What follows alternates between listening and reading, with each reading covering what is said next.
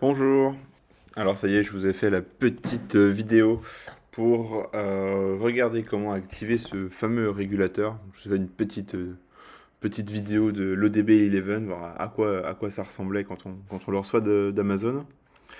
Je vais vous montrer aussi ce que ça donne quand on le met dans la voiture. Donc il faut repérer ce petit boîtier rose à la prise ODBC. Elle est ici, là, juste en dessous le volant à gauche, sous la petite box où enfin moi je range mes petites cartes de recharge. Donc vous trouvez ça, vous avez juste à brancher le boîtier. Normalement ça s'allume rouge une fois que c'est bon. Et puis après, avant de lancer l'appli, pensez juste à allumer le contact de la voiture. Et du coup, je vous ai fait un petit screen de l'application. Donc, moi, je l'avais déjà connecté une première fois, mais sinon, voilà, vous vous connectez dans Bluetooth. Enfin, vous faites guider, franchement, il n'y a rien à faire. Il vous dit de vous connecter dessus, vous cliquez sur le gros bouton connecter là.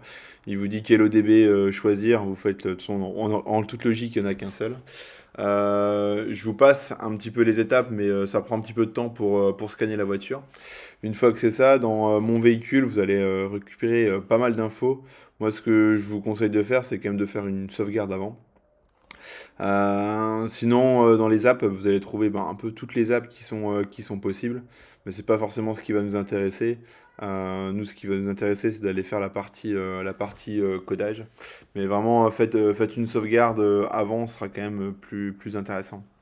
Là, dans le véhicule, bah, vous voyez, moi j'ai déjà fait les changements, donc il me remet la dernière sauvegarde que j'ai faite et puis les dernières modifs que j'ai faites, donc ça c'est quand même pratique, hein. Et sinon, bah, vous, pour faire les modifications, il faut aller dans véhicule, il faut aller, alors il y a plein de blocs, il faut aller chercher un qui s'appelle, alors c'est le 5C, je suis en train de remettre en même temps ce que j'avais mis, voilà, c'est le A5 celui-ci, driver assistance, donc vous cliquez dessus. Euh, et vous allez voir, voilà, il vous remonte toutes les infos qu'il y a par rapport à ce truc-là.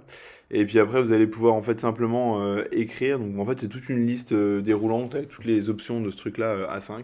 Et il faut aller chercher trois choses à modifier. Donc de mémoire, il y a celui-ci, il y a le HC, point d'intervention.